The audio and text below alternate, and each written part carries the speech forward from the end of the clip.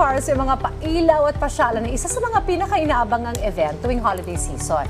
Alam niyo ba na ang tradisyon ng paglalagay ng Christmas tree ay nagsimula pa noong 16th century sa Germany, Audrey? Mula noon, naging simbolo na po ito ng pag-asa at kasiyahan tuwing sasapit ang Pasko. Kaya't samahan nyo kami for another Christmas tree lighting. Panoorin po natin ito.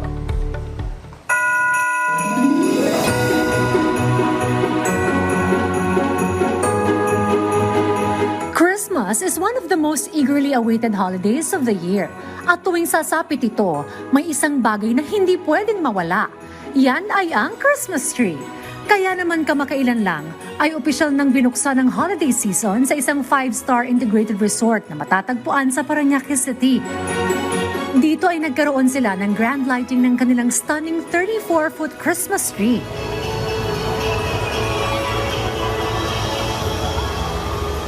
Ito ay decorated in elegant blue and white ornaments, shimmering lights, with dazzling details na sumasalamin sa tema nitong ngayong taon na Enchanting Crystal Winter. Ang Grand Tree Lighting Ceremony ay pinangunahan ng key executives ng naturang 5-star integrated resort, nagsilbing simula ng masayang selebrasyon. Naging highlight din ng gabi ang mga kahangahangang performances ng Acapelago, Manila String Machine,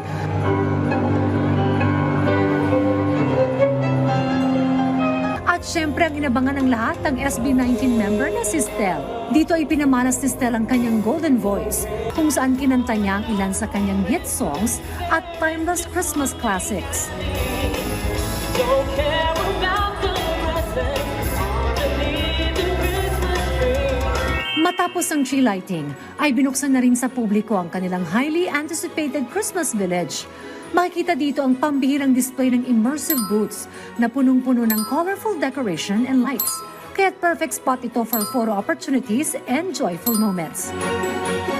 Kung naghahanap ka naman ng unique gifts, makikita rin dito ang isang shopping haven bazaar, kung saan tampok ang iba't ibang klase ng mga produktong perfect pang regalo for our loved ones this holiday season. Kaya celebrate the holidays in style and experience the magic of this enchanting winter wonderland.